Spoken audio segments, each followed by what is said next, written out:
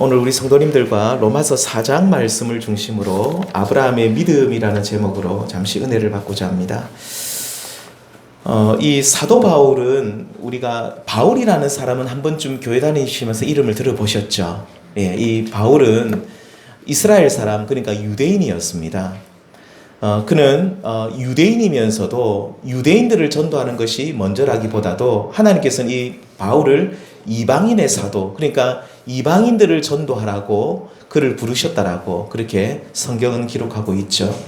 그래서 이 이방인의 사도로 부름을 받은 바울은 지금의 그 그리스 지역, 헬라 지역이죠. 그리고 또 소아시아라고 불리는 지금의 터키 지역에 그 중심으로 유럽 전역을 다니면서 또 당시 세계의 중심이 지금은 미국이지만 그 당시는 로마였습니다. 그 세계 중심이었던 로마까지 가서 복음을 전했던 사람이 이 사도 바울입니다. 이렇게 이방인의 사도였던 바울은 그가 가는 곳마다 복음을 전하면서 또 가는 곳마다 어떤 일이 생기냐면 자신의 동족 유대인들과 늘 충돌이 있었습니다. 이 이방인의 사도로 부름받은 이 유대인이었던 이 바울은 항상 자기를 힘들게 했던 사람들은 이방인들보다는 누가 많았냐면 항상 유대인들이었습니다. 자신의 동족들이 이 바울을 너무 힘들게 했습니다. 이들과 대립했던 가장 큰 이유는 구원에 대한, 그러니까 우리가 구원받는다는 말씀이 있죠. 구원에 대한 이해가 큰 차이가 있었기 때문입니다. 유대인들은 어떻게 이야기하냐면, 우리가 어떻게 구원받느냐, 자신들이 모세를 통해 하나님께로부터 받았던 율법, 이제 출애굽기, 레위기, 민수기, 신명기서에 나온 그 안에 있는 그 율법의 내용들을 잘 지키기만 하면 우리가 구원받는다라고 했죠. 이러한 유대인들의 주장에 대해서 바울은 뭐라고 말하냐면, 아니다. 율법을 제대로 우리가 지킬 수 없을 뿐만 아니라 너희가 율법을 지킬 수 있다라고 말하지만 너희는 율법을 잘 못 지킨다. 또 설령 지킨다고 해도 그 지키는 것을 통해서 우리가 구원받을 수 없다라고, 그러니까 구원받을 수 있는 가능성이 있다가 아니라 전혀 구원받지 못한다라고 그렇게 가르치니까 여기서부터 충돌이 생긴 것이죠. 그리고 바울이 지금 우리가 율법을 지킬 수 없다고 말할 때 율법은 어떤 것을 말하냐면, 우리가 율법하면 뭐지? 꽤 어려운 말입니다. 율법이 뭔가 이런 겁니다. 안식일 규례, 안식일을 이렇게 지키고 저렇게 지키고, 예를 들면 또 부정한 짐승과 정한 짐승, 너희는 부정한 짐승은 절대로 먹지 말고 정한 짐승만 먹어라. 이런 정결 규례들, 또 여러 가지 제사 제도들, 너희가 하나님 앞에 번제를 드릴 때, 소제를 드릴 때, 낙헌제를 드릴 때, 소제물을 드릴 때 이렇게 드리라는 그 제사 제도를, 그런 것들을 율법이라고 하는데, 이 유대인들은 이런 율법과 관련된 내용들을 우리가 성실하게 잘 지키기만 하면 우리가 구원받는다 라고 하는데, 바울은 너희들이 지금 그렇게 생각하는 그 모든 것들이 말씀을 잘 모르기 때문에 생긴 오해이고, 율법을 행함을 통해서는 절대로 너희가 의로움을 받을 수 없다라고 한두 번이 아니라 여러 번 로마서 말씀 보면 계속 우리가 율법으로 의롭다함을 받을 수 없다라는 그 말씀을 1장부터 계속해서 말씀하고 있죠. 우리가 로마서 3장 20절 말씀 같이 한번 읽어볼까요? 시작. 그러므로 율법의 행위로 그의 앞에 의롭다 하심을 얻을 육체가 없나니 율법으로는 죄를 깨달음이니라. 이 율법으로는 죄를 깨닫는다. 우리가 율법을 통해서는 절대로 우리가 하나님 앞에서 의롭다 하심을 받을 육체가 없다. 바울은 이런 주장을 하면서 우리가 의롭게 되는 길은 오직 믿음을 통해서만 가능하다. 우리가 아까 찬송 불렀죠. 우리가 주 앞에 옳다함을 얻는 것은 확실히 믿기는 어린 양 예수의 그 피로 우리가 옳다함을 얻는다. 의롭다함을 받는다. 아까 우리가 속죄함 주 예수 내 죄를 속했네. 그리고 우리가 하나님 이 죄인된 우리가, 하나님 앞에 죄인인 우리가 옳다함을 얻고 우리의 모든 죄가 용서함을 받는 것은 우리가 어떤 선한 일을 하고 율법을 행함으로 그렇게 되는 것이 아니라 오직 확실히 믿기는 어린 양 예수의 그 피, 우리 주님의 그 십자가를 믿음을 통해서만이 우리가 옳다함을 얻고 의롭게 되어서 하나님과 다시 화평케 될 수 있다라고 분명히 말씀해주고 있습니다. 자, 그래서 다시 말씀드리지만 오직 믿음을 통해서만, 예수를 믿음을 통해서만 우리가 구원을 받을 수 있는데, 이러한 믿음, 구원 얻는 믿음을 잘 설명을 해줘야 되는데 누구를 그 모델로 해서 설명을 할까라고 바울이 고민하다가 그 모델로 데리고 온 사람이 누구냐면 바로 아브라함입니다. 우리 성도님들, 아브라함은 우리가 흔히 누구의 조상이라고 알려져 있습니까? 믿음의 조상. 유대인들, 이스라엘 백성들의 조상, 혈통적으로도 조상 맞지만 이 유대인들은 믿음의 조상이 누구냐면 늘 아브라함이라고 얘기했습니다. 믿음의 조상 아브라함. 이 아브라함이 믿음으로 구원을 받았다는 사실을 강조하고 있으면서 아브라함이 하나님 앞에 의롭다함을 얻은 것은 그가 어떤 선한 행위를 했기 때문이 아니라 오직 믿음으로 그가 의롭다함을 얻었다. 그래서 우리들도 아브라함처럼 믿음으로 살아야 된다라는 사실을 오늘 바울은 믿음을 통해서 구원받는다는 사실을 말하기 위해서 아브라함을 데리고 와서 아브라함의 믿음을 우리에게 소개해주고 있습니다. 자, 그렇다면 아브라함은 어떤 믿음을 가진 사람이었겠습니까? 오늘 세 가지로 잠시만 말씀을 나누겠습니다. 첫 번째, 아브라함은요, 죄악된 삶의 자리를 떠나는 믿음을 가졌다. 어떤 믿음을 가졌다고요? 죄악된 삶의 자리를 떠나는 믿음. 우리 성도님들, 떠나는 것도 믿음입니다. 우리 창세기 12장 1절 말씀 함께 읽겠습니다. 시작. 여호와께서 아브라함에게 이르시되 너는 너의 고향과 친척과 아버지의 집을 떠나 내가 내게 보여줄 땅으로 가라. 하나님께서는 이 아브라함이 어디에 살고 있었냐면 갈대아인의 우르라는 곳에 살고 있었습니다. 이 갈대아인의 우르가 어떤 곳이냐면 티그리스와 유프라데스 강 하류에 위치한 고대 도시인데 이 티그리스와 유프라데스 강은 고대 문명의 발상지입니다. 그러니까 이 갈대아인의 우르라는 이 도시는 지금은 이 도시가 없어졌지만 지금 아마 이라크 쪽에 있는 도시로 알려져 있는데 이 고대 도시는 엄청나게 그 고대 사회에서 문명이 발달했던 곳이었습니다. 자, 이곳에 살고 있던 아브라함을 하나님께서 부르셔서 어디로 가라고 하십니까? 내가 내게 보여줄 땅, 이 땅이 어딜까요? 가나안입니다. 가나안 땅으로 가라고 인도하셨습니다. 우리 성경책을 우리가 늘 보고 있는데 우리가 성경이 아니라 또 외경이라는 게 있습니다. 우리 성도님들을 볼 필요가 없습니다. 그러니까 성경이 편집되면서 성경 안에 들어오지 못한 외경이라는 것이 있는데 이 외경에 보면은 이 아브라함이 갈대아인의 우르에서 자신의 아버지가 데라입니다. 데라와 어떤 일을 했느냐라고 할 때에 우상을 깎아서 만들어 파는 일을 했다라고 글을 기록하고 있습니다. 우상 알죠? 그러니까 뭐 예를 들면 티그리스, 이 유프라데스 강 주변에 여러 우상들이 있었을 겁니다. 여기도 바알도 있었을 것인데 바알의 신상을 이렇게 나무로 이렇게 만들어 가지고 깎아 가지고 만들어 파는 사람들이 있죠.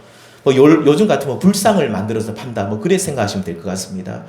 그런 일을 우상을 만들어서 그렇게 팔면서 생업을 유지했던 사람들이 누구냐면 아브라함과 아브라함의 아버지 데라였습니다. 이 아브라함 또한 이 갈대아인의 우르에서 아버지의 일을 도우면서 생계를 함께 꾸려나갔다라고 기록하고 있는데 이렇게 하나님께서는 아브라함이 갈대아인의 우르에서 우상을 만들어 파는 그 죄악된 삶의 자리에 있을 때 그 자리에 있을 때 하나님이 뭐라고 하셨습니까? 너는 그 갈대아인의 우르를 떠나서 나오라고 하셨고 그것을 떠나서 내가 너에게 지시하는 약속의 땅 가나안으로 가라고 하셨죠. 우리 성도님들, 아브라함은 이 말씀 곧 너는 갈대아인의 우르 너의 고향 너의 친척들이 사는 곳을 떠나라 라는 그 말씀에 대해서 어떻게 했다라고 성경은 기록하고 있죠. 창세기 12장 4절입니다. 같이 읽겠습니다. 시작. 이에 여호와의 말씀을 하나님이 떠나라고 하니까 아브라함은 네 알겠습니다. 잠시만요가 아니라 네 떠나겠습니다 라고 했습니다. 이렇게 믿음은 하나님께서 너는 네가 오랫동안 머물고 있던 죄악된 삶의 자리에서 떠나라고 하실 때 그 자리에 미련을 두고 떠나지 않는 삶의 자세가 그 태도가 뭐냐면 믿음입니다. 떠나러 가면 떠나야 되는 겁니다. 우리 성도님들, 우리 인간에게는 회귀 본능이라는 거 있습니다. 뭐 연어가 그렇죠. 그 연어도 보면 회귀 본능에 나중에 결국 고향으로 돌아와서 알을 낳고 거기서 죽잖아요. 막 물길을 거슬러서 물고 그 연어 올라가는 거 보십시오. 막 폭포가 치는 그 사이를 막 거슬러 올라가는데 어디로 가고 있는 거죠? 자기가 태어났던 자기 어미가 그 알을 낳아서 태어났던 그 자기의 그 고향으로 돌아가고 있는 것이죠. 이 뭐죠? 이 말 못하는 짐승들도 동물들도 물고기들도 회귀 본능이 있는데 우리 인간에게도 어떤 것이냐면 뭐 회귀 본능이 있는데 뭐 가령 이런 겁니다. 뭐 자신이 살았던 고향으로 나이가 들면 가고 싶어 하죠. 저는 부산에서 태어났는데 저도 한 번씩 전에는 그런 게 참 없었는데 요새는 참 가면 좋아요. 그냥 어릴 때 생각들도 좀 나고 저희 제가 어릴 때 이제 초등학교 중학교 그 주변에 부전시장이라고 혹시 아십니까? 이 부전동에 보면 그 시장 주변 친구들이 거기에 많이 살았어요. 뭐 다 보면 뭐 친구들이 뭐 닭 팔고 튀김 팔고 뭐 생선 장사하고 막 그래요. 그 부전시장이 굉장히 안에 복잡합니다. 한번 잘못 들어가면 못 나옵니다. 지금은 좀 이렇게 정비가 돼가지고 이렇게 위에 보면 뭐 뚜껑도 씌우고 해서 괜찮은데 제가 어릴 때 한번 기억이 나는데 한번 들어갔다가 한번 어딘지 몰라가지고 꼴목꼴목 지금 그 집이 다 있어요. 그러니까 이제 앞에서는 장사하고 뒤에는 집도 살고 아직도 기억납니다.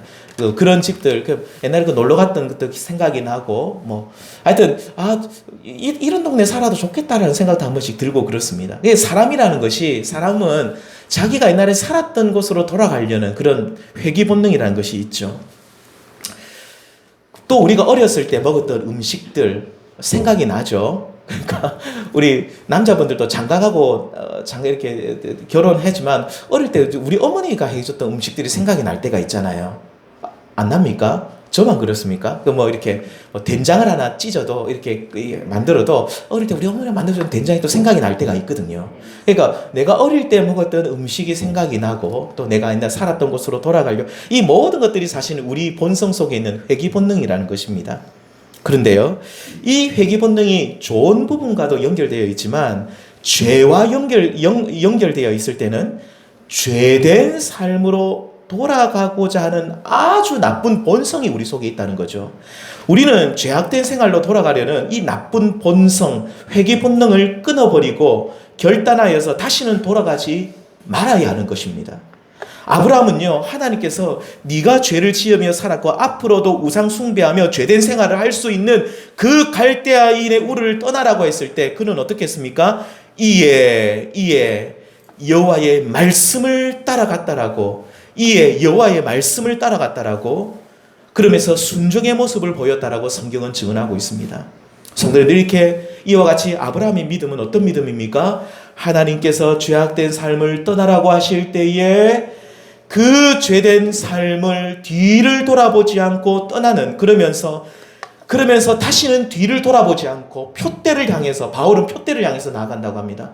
오늘 아브라함은 어디를 향해서 나아갑니까? 가나안 땅을 향해 표대를 향해 하나님이 부르신 그 믿음의 자리를 향해 달려가는 그 모습이 있었는데 바로 이것이 아브라함의 믿음이라는 것이죠.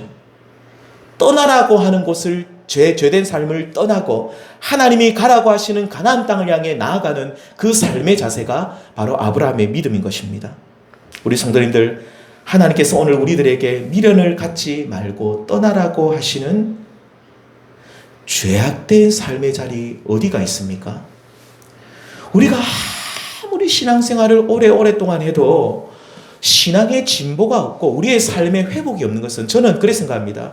우리의 삶의 믿음이 좋아지면 하나님께서 우리의 삶도 회복을 시켜주시는 은혜가 있는데 우리가 다람쥐 쳇바퀴 돌듯이 계속해서 뭔가 모르게 일이 잘 되지 않고 우리의 삶이 자꾸 힘들어지는 이유 중에 하나가 떠나지 않기 때문인 것이죠. 우리의 믿음의 진보가 한 걸음 더 나아가는 것이 없는 것은 하나님이 떠나라고 하는데 안 떠나는 거예요. 우리 성도님 이것은 교회 다니신 분 이야기가 아닙니다. 제가 전에 어떤 분을 만나서 이야기했는데 그분이 오랫동안 술을 굉장히 너무 많이 마셨대요. 그분 말씀으로는 주말 되면 금요일부터 그 자기 회사 출근하는 그러니까 1월 저녁까지 그냥 그 금요일 저녁 1월 이제 자기 회사 다닐 때 또 술을 많이 안 마시는데 주말 때 한 이틀 3일 동안 막 뭐 박스 채로 술을 사놓고 먹고 했는데 그러다가 어느 날 자기가 정신이 바짝 들더래요. 아, 내가 이래 살아서는 되겠느냐. 그러면서 첫 번째는 담배를 끊고 두 번째는 이제 술을 딱 끊었는데 그분이 하시는 그대로 표현하면 새로운 삶이 보이더래요. 그 교회 다니는 분 아닙니다. 새로운 삶이 보이대요. 새로운 삶이. 그러니까 우리가 뭔가 모르게 하나님 앞에 내가 예수를 믿고 내가 믿음 생활을 하고자 하는 사람들은 우리의 삶 속에 우리를 자꾸 올가매는 그런 것들이 있으면 과감하게 끊어버리는 것들이 필요하죠. 끊어버리고 결단하면 하나님께서 우리가 이것을 끊어버리면 우리가 죽지 않을까, 우리가 큰일 나지 않을까, 우리의 삶이 힘들어지지 않을까 막 걱정을 하는 우리 마음속에 회귀 본능이 있는 거예요. 다시 돌아가야지. 내가 이렇게 갑자기 바뀌면 뭐가 이상하지 않을. 그런데 내가 그것을 과감하게 끊어버리고 내가 버리고 내가 결단하면 하나님께서 예비하신 더 나은 삶, 더 복된 생활이 우리 앞에 기다리고 있는 줄 믿습니다. 성도님들, 그러므로 우리 모두는 하나님께서 떠나라고 하시는 죄악된 삶의 자리를 떠날 수 있는, 그리고 하나님께서 가라고 하시는 그 가나안을 향해서 표대를 향해서 달려나갈 수 있는 아브라함과 같은 믿음의 사람들이 다 될 수 있기를 주님의 이름으로 축원드립니다. 두 번째입니다. 두 번째 아브라함은요, 첫 번째 떠나라고 하실 때 떠났고, 두 번째는 아브라함은 불가능을 가능케 하시는 하나님을 믿었습니다. 어떤 하나님을 믿었다고요? 불가능을 가능케 하시는 하나님. 하나님께서 아브라함에게, 그러니까 갈대아인의 우르를 떠난 아브라함에게 나타나셔서 하나님이 뭐 어떤 약속을 주셨냐면, 내가 너로 큰 민족을 이루게 하겠다. 특별히 큰 민족을 이룰 때에 그 씨앗을 주는데, 그러니까 예를 들면 100만 명의 사람을 하나님께서 허락하신다면 일단은 첫 번째 한 사람부터 시작돼야 되잖아요.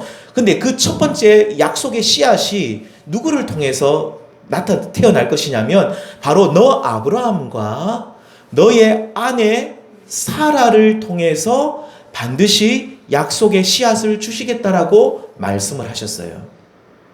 자, 이 아브라함이 갈대아인의 우르를 떠날 때 나이가 몇 살이었냐면 75이었습니다. 아마 이때는 생물학적으로, 그때는 고대 사회라서 그런지 몰라도 생물학적으로 이 아브라함과 사라가 자녀를 가질 수 있는 나이였던 것 같아요. 그래서 아브라함은 하나님이 이제 우리에게 약속의 씨를 주시겠지라고 기대하고 기다렸는데, 몇 년을 기다렸냐면 24년이나 기다렸는데 하나님이 약속의 씨를 주지 않는 거예요. 하나님이 10명은 고사하고 1명이라도 주셔야 되는데 사라와 아브라함 자신 사이에 자녀가 1명도 없는 거예요. 몇 년 동안요? 24년 동안. 오늘 본문 4장 19절에 보시면 이런 말씀이 있습니다. 시작. 그가 100세나 되어 자기 몸이 죽은 것 같고 사라의 대가 죽은 것 같음을 알고도 믿음이 약하여지지 아니하고. 자, 보십시오. 아브라함이 이제 100세가 되었습니다. 25년이 지나서 100세가 되었습니다. 자신의 몸과 아내의 몸이 이제 더 이상 자녀를 가질 수 없다는 사실을 알았습니다. 내가 이제 더 이상 자녀를 출생할 수 없다는 것은 누가 제일 잘 압니까? 본인이 제일 잘 알아요. 본인이 제일 잘 알죠. 예. 나는 더 이상 이제 자녀를 낳을 수가 없겠구나. 우리 아내도 이제 생리가 끊어져서 이제 더 이상 이제 아이를 가질 수 없는, 생산할 수 없는 몸이 되었구나. 이 아브라함 자기도 마찬가지예요. 자신의 몸과 사라의 태가 죽은 것을 알았지만 오늘 이렇게 말합니다. 믿음이 약하여지지 어떻게 했다고요? 아니하고. 믿음이 어떤 믿음을 말합니까? 자신의 몸에서, 그리고 또 반드시 지금 생리가 끊어져서 더 이상 출생할 수 없는 사라의 몸을 통해서 반드시 약속의 아들을 주실 것이라는 그 믿음이 어떻게 해요? 약하여지지 아니했다. 그러니까 그 믿음이 조금도 없어지지 아니했다라고 말씀하고 있습니다. 우리 성도님들, 아브라함은 하나님께서 약속하신 일을 반드시 이루시는 분이신 줄 알았고, 비록 그 약속이 불가능하게 보이는 일이라 할지라도, 우리 성도는 불가능하게 보이는 일이잖아요. 사라가 이제 더 이상 생리도 하지 않고 더 이상 아이를 가질 수 없는 몸인 거예요. 그런데 믿음이 그 불가능하게 보이는 일이라 할지라도 또 어떤 난관이 있어도 하나님은 어떻게 해요? 가능케 하시는 분이심을 끝까지 아브라함은 믿었습니다. 이것이 아브라함의 믿음입니다. 아브라함이 젊고 생생하고 사라 또한 아이를 충분히 순풍순풍 낳을 수 있는 충분한 가능성이 있는 상황이라면 아브라함에게 자녀를 주신다는 그 말씀을 믿는 것은 사실 누구를 믿는 겁니까? 자기를 믿는 것이, 사실 하나님을 믿는 것이 아니라 자기를 믿는 거죠. 나는 충분히 아이를 가질 수 있는데, 우리 아내도 충분히 아이를 낳을 수 있는데, 이 상황에서 내가 아이를 가질 수 있다라고 믿는 것은 사실은 하나님을 믿는 것 같다 하기보다는 누구를 믿는 겁니까? 자기를 믿는 겁니다. 충분한 그런 상황이 되는 것이거든요. 그런데 성도님들, 모든 상황이 불가능하게 보이고, 그리고 우리가 볼 때는 인간적인 눈으로 전혀 가능성이 없어 보이는 그 일을 하나님께서 하실 것을 믿는 것이 진짜 믿음입니다. 우리가 인간적인 눈으로 볼 때, 아무것도 안 되네. 이게 뭐가 가능해? 라고 하는데, 하나님은 하실 수 있겠지. 하나님은 반드시 하실 수 있어. 라고 그 믿는 것이 진짜 믿음이라는 것이죠. 아브라함은 출산에 대해서 생물학적 사형 선고를 받은 뒤에도 하나님의 약속을 끝까지 믿었는데 이것이 진짜 믿음이었습니다. 하나님께서는 때로 우리의 삶 속에 내가 믿고 의지하는 것들을 하나씩 떼어내기도 하십니다. 그러면서 네가 진실로 나를 믿는지 확인하기를 원하시죠. 아브라함은 자신의 몸이 죽었다는 사실을 인지했을 때에 곧 자신이 신뢰했던 몸의 생생함이, 아내가 이제 그 생생하던 몸이 이제 다 죽고 태도 죽었다는 사실을 그가 알았을 때에 그때 아브라함이 하나님을 진짜 온전히 믿었던 것입니다. 사실 그 전에 젊고 생생할 때 자녀를 주신다는 것을 믿는 믿음은 하나님을 향한 온전한 믿음이라기보다는 자기를 믿는 믿음이었죠. 이렇게 하나님께서는 우리가 믿고 신뢰하는 것들을 하나씩 제거하심을 통해 더욱 하나님만 의지하고 믿게 하시는데, 다른 것을 의지하지 말고 하나님만 믿는 이 모습이 하나님께서 찾으시는 믿음, 아브라함의 믿음이라는 것입니다. 우리 성도님들, 오늘 우리 삶 속에 불가능하게 보이는 일들이 어떤 것이 있습니까? 우리의 힘으로 도저히 할 수 없는 일들이 우리 앞에 펼쳐져 있지는 않습니까? 불가능을 가능케 하시는 하나님을 믿으심으로써 실제로 우리 앞에 놓인 불가능케 되는 그 일들이 가능케 되시는 하나님의 역사를 볼 수 있는 우리 성도님들 될 수 있기를 주님의 이름으로 축원합니다. 그 전에 우리 동기 목사님들을 한번 만난 적이 있습니다. 참 오랜만에 만났습니다. 우리 하만에 한번 왔습니다. 몇 분들이 다 전라도에 사시는 목사님들인데 오셔가지고 그 목사님 한 분 제가 기억하는데 저하고 그 기숙사 같이 살 때에 그 목사님이 그때 결혼한 지가 한 7, 8년이 됐습니다. 근데 자녀가 없었어요. 자녀가 없어가지고 계속 이제 그 시술을 한 거죠. 시술도 하고 한 10년을 시술을 했는데 자녀가 없었어요. 그래서 이제 입양을 해야 되겠다 싶었는데, 그리고 그 포기하고 하나님 앞에 또 기도를 했대요. 하나님, 제가 이제 하나님이 주시겠죠라고 하나님께 하나님 주시면 주시겠죠라고 하나님 앞에 기도했는데, 그러니까 이제 시술하지 않고 10년 만에 자연적으로 자녀가 생겼대요. 대단한 하나님이 하신 거죠. 하나님이 대단하신 거예요. 이게 10년 만에, 다른 사람들 다 이제 나이가 말 안 되는데 10년 만에 첫 번째 아들을 낳고, 둘째도 또 안타깝게 또 아들을 또 낳았어요. 둘째 두 아들을 낳고 나서 저한테 이렇게 그 사진을 보여주더라고요. 애들이 그 목사님 저보다 한 6살, 7살 많은데 이제 큰애가 중학교 1학년인가 그래요. 작은 애는 초등학교 3학년인가. 애들 되게 목사님 나이가 많아요. 그래서 요즘 고민이, 우리 애가 이제 결혼을 해도 내가, 목사님 애가 몇 살인데 벌써 결혼 얘기합니까? 그러니까 그래도 지금부터 결혼을 왜 기도해야 된다고. 그래서 지금 내가 우리 아는 목사님 진짜 좋은 그 딸이 있는데 내가 지금 계속 기도하고 있다고. 그래서 하나님이 하신다고, 그러니까 다 내려놨는데 자기는 그냥 10년 동안 그러니까 너무 피곤하고 힘들어가 포기했는데 하나님이 주시는 거죠. 그러니까 하나님은 어떤 분이십니까? 때로는 우리가 뭔가 모르게 막 노력을 하고 이거는 되겠지라고 막 애를 쓰고 하는데 안 되는데, 아이고, 막 그냥 내려놓자라고 하고, 하나님이 하십시오라고 다 포기하고 하나님을 딱 바라보는 그 순간 누가 하십니까? 하나님이 하시는 겁니다. 아브라함이 그랬다는 거죠. 생물학적으로 모든 것이 가능할 때는 아브라함이 하나님을 믿는 믿음은 진짜 믿음이 아니었는데, 모든 가능성이 다 끊어지고 하나님이 그 약속하신 것을 이루실 분이니까 하나님이 하시겠지라고 그 하나님을 온전히 바라보고 믿었을 때에, 자기를 믿는 것이 아니라 하나님을 믿었을 때에 하나님이 불가능을 가능케 하시고 태의 문을 열어주시고 약속의 자녀 이삭을 주셨던 것입니다. 성도님들, 이렇게 불가능을 가능케 하시는 하나님을 믿는 이 아브라함의 믿음을 가지시는 우리 모든 성도님들 될 수 있기를 주님의 이름으로 축원합니다. 마지막 세 번째입니다. 마지막 세 번째는 아브라함은요, 죽은 자를 다시 살리시는 부활의 하나님을 믿었습니다. 어떤 하나님을 믿었다고요? 부활의 하나님. 이 마지막 세 번째 믿음이 사실은 제일 중요한 믿음입니다. 이제 약속의 자녀가 태어났죠. 아까 말씀드렸습니다. 우리 성도님들, 100세 낳은 아들이면 얼마나 귀하겠습니까? 안 그렇겠습니까? 예, 안 그렇겠습니까? 얼마나 귀하겠습니까? 생각해 보십시오. 예, 말도 다 얼마나 귀하겠어요. 얼마나 귀하겠어요. 저도 생각을 해보면, 그리고 또 하나님이 약속을 주시고 25년 만에 또 태어났으니까 약속을 받은 지 얼마나 귀하겠습니까? 진짜 이 금지옥 같은 진짜 귀한 아들을, 이 아들이 또 무럭무럭 또 잘 자라네요. 하나님의 은혜로. 그런데 어느 날 청천벽력 같은 하나님의 말씀이 임하는데, 100세에 낳은 너희 아들 이삭을 나에게 번제로 드리라고 하나님이 말씀합니다. 같이 읽겠습니다. 시작. 여호와께서 이르시되 내 아들 내 사랑하는 독자 이삭을 데리고 모리아 땅으로 가서 내가 내게 일러준 한 산 거기서 그가 누굽니까? 이삭을 번제로, 너희 아들 이삭을 번제로 드리라.